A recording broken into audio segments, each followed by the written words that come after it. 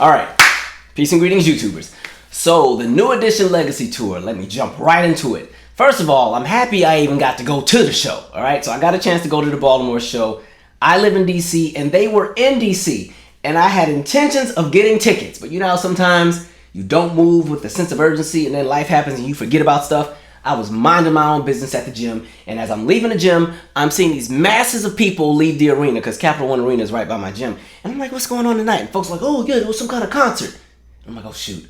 Please let this be like Aerosmith or somebody. Please don't let it be the show I think it is. And of course, it was the New Edition show. I was like, all right. So, fortunately, I'm over here just tweeting my life away, and one of my good friends that I went to undergrad with had tickets to the Baltimore show, and they're like, hey, I'm going to go to that show if you want to come to that one. So I was like, okay, sure, I'll pay you for the extra ticket, and boom, let's go for it. So I ended up getting to go to the Baltimore show, and the part that's funny too, I didn't even realize they had other people on the ticket. I thought it was just New Edition for the longest because I didn't really look into the details of the show. So when I saw that also would be Tank, Guy, and Keith Sweat, I was like, oh, this is going to be a great show. I can't wait. However, I have to admit, I did miss Tank. I didn't get to see any of Tank's set, and it's because somehow I got there late. All right, I left DC at like 5:45. The show wasn't until 7:30, so I was like, that's plenty of time to get there and find parking.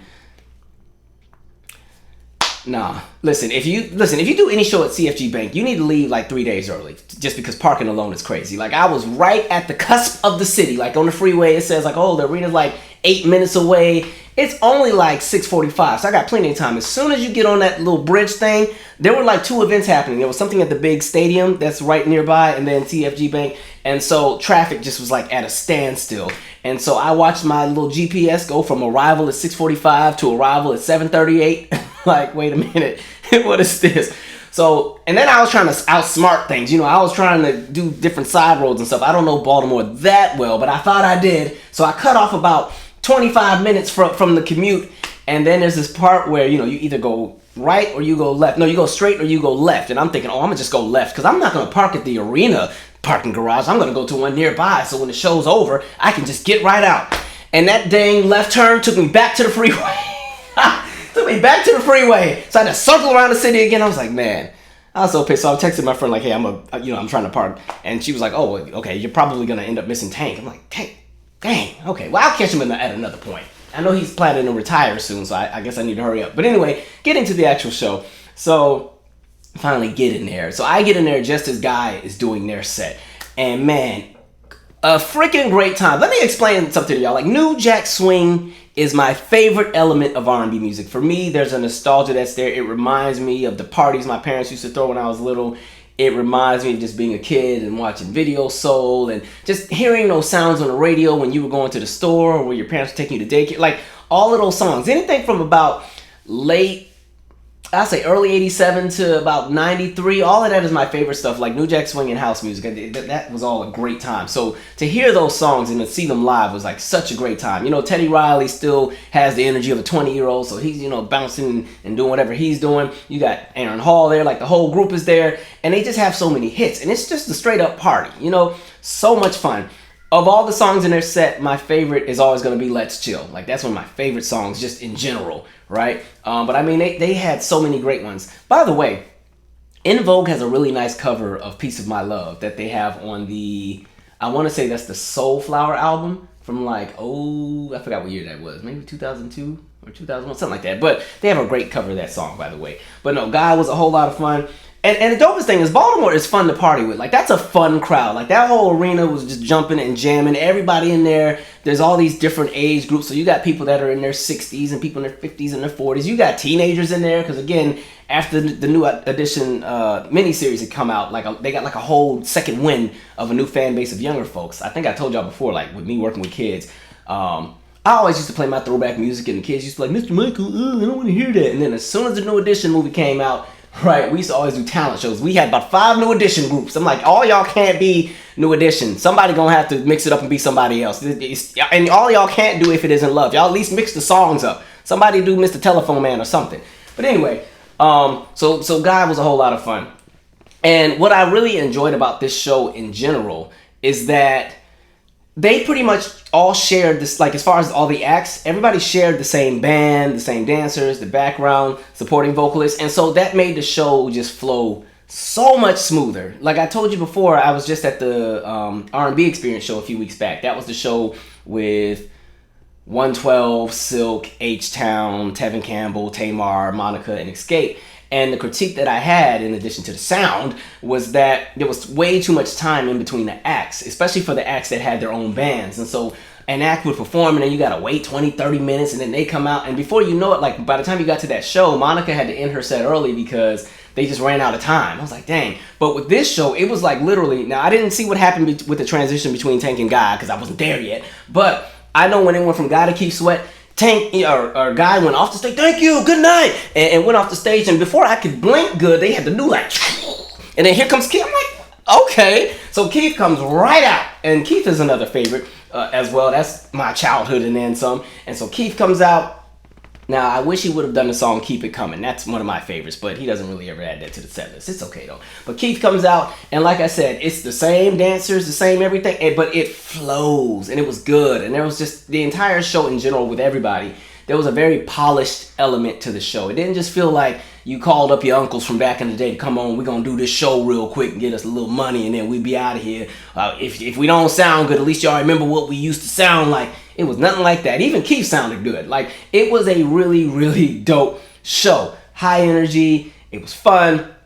And with Keith Sweat, it's kind of interesting because I always feel like Keith had like two waves. He has that early New Jack Swing wave from about 87 to about 90. And then he has that chill down where he has all those grooves that came out, like the Stroke You Up and the Twisted and the Nobody and all of that. And so to hear all of those songs, because you forget that these acts have so many hits. Like, Guy could have probably had a set that was 30 minutes longer if they wanted to, because they didn't even get to cover everything, but they gave you enough. Keith Sweat had a pretty long set, actually, and still didn't get to cover all of his songs because there was just that many hits. And so it was a good time. And shout out to, I don't know her name, but there was a backing vocalist. I don't know the woman's name.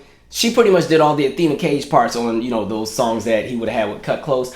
But man, she sang down. Like, she was tearing it up. They could have gave her 20 minutes by herself to sing whatever. I would have been fine. Even if she would have went out there and just did covers, I would have had a great time. She sounded amazing. She had this really, really healthy pocket. You know how like sometimes you can tell the singer's a real good singer when they got a healthy pocket, and when they get in that pocket and they can just sit there and just pull these notes out of nowhere, because she was hitting everything note for note and then some. I was like, man, that was amazing. She sounded so good. So kudos to whoever that was. I was thoroughly entertained. That was definitely worth the money. And so again, she was amazing. So Keith Sweat, my favorite piece out of his set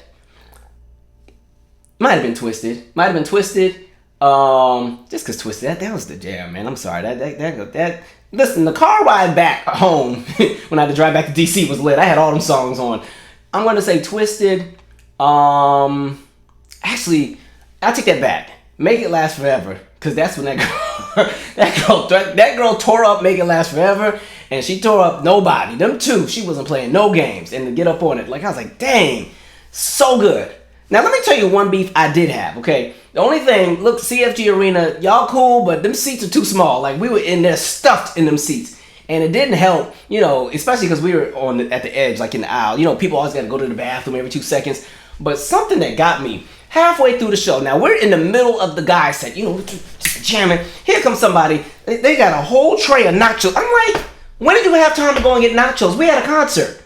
Like, what? It's a concert. Like, I understand, folks being hungry, but you're supposed to eat before you come, okay? This is a whole New Jack Swing experience. This is supposed to be a party, okay? Like Kim Parkin. It's supposed to be a party. It's a party. So we're not coming in here with you to have nachos all up in the way. It's already like 10 o'clock, and you know you got GERD disease. You were not supposed to be eating this late anyway. But yeah, folks was coming in and loaded nachos. What?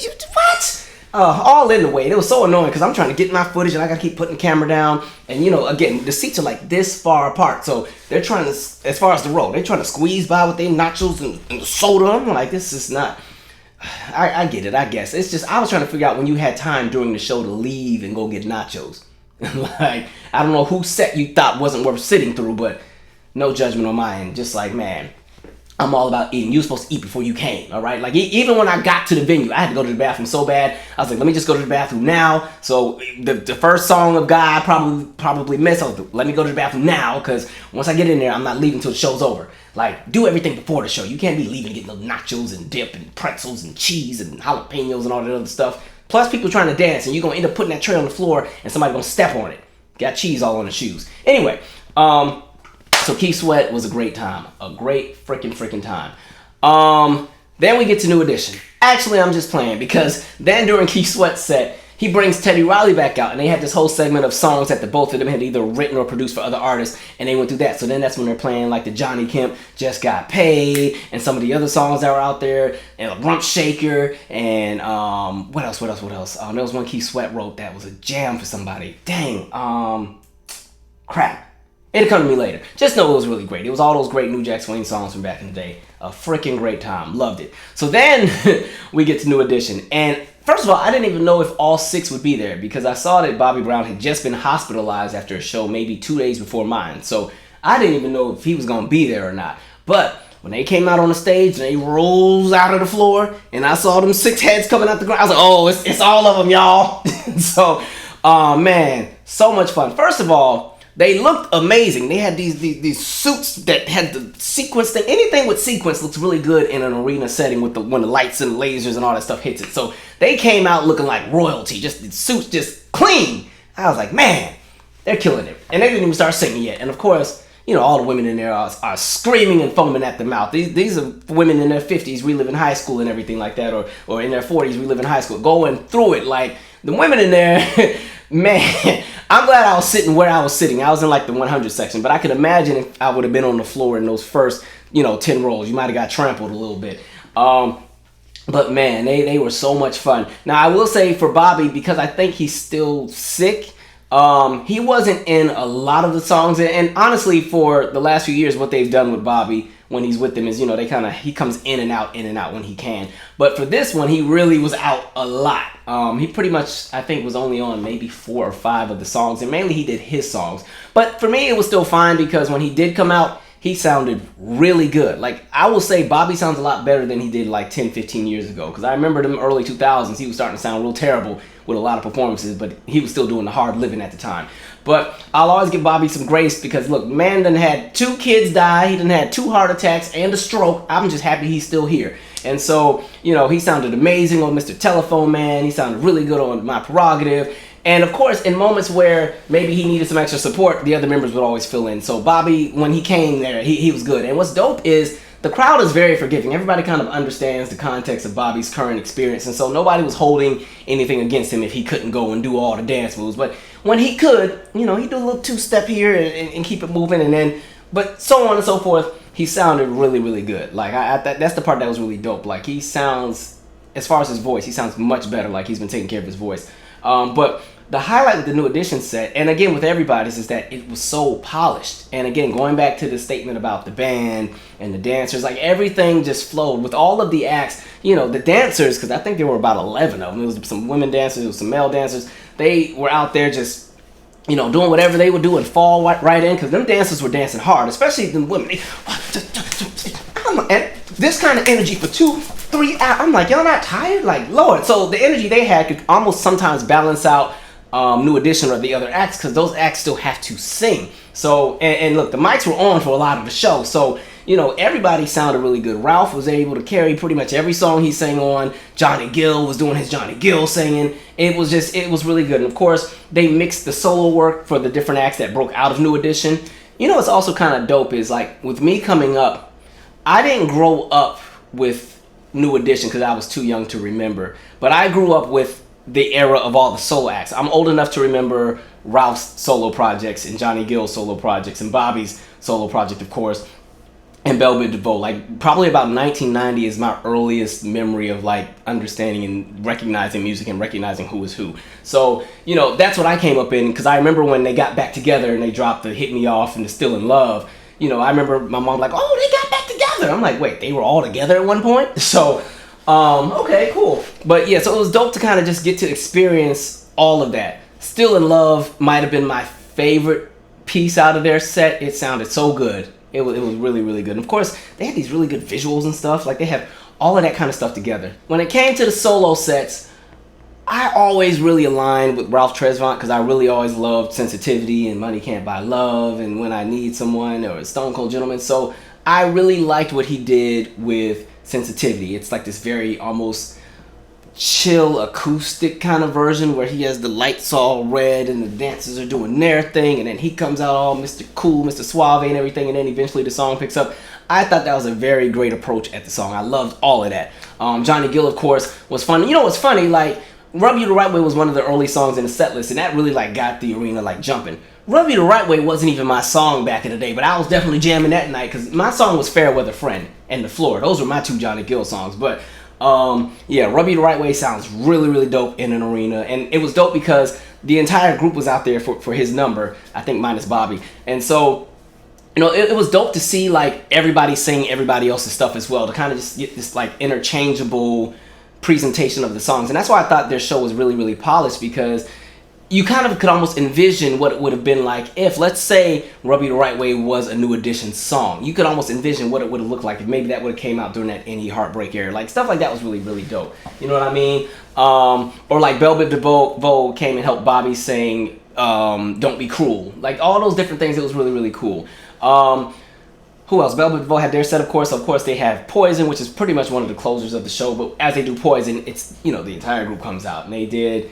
it's that slow song off the second album. I always forget what it's called. But the thing with the I apologize, that song, that sounded really, really good. You know, they did Do Me. You know, they have all these really great songs. And of course, as far as like with Bobby, for the sets that he got to do, you know, My Prerogative, Don't Be Cruel,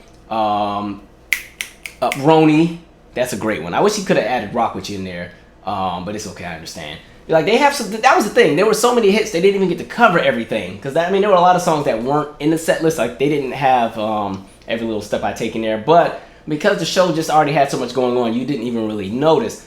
And so, like I said, it was a freaking great time. Mr. Telephone Man definitely was another favorite from the entire set, because they just had the whole group out there. Sounded really, really good. That's the thing. Like, vocally, they sounded really good. I didn't expect them to sound the way they sounded. So I was like, oh.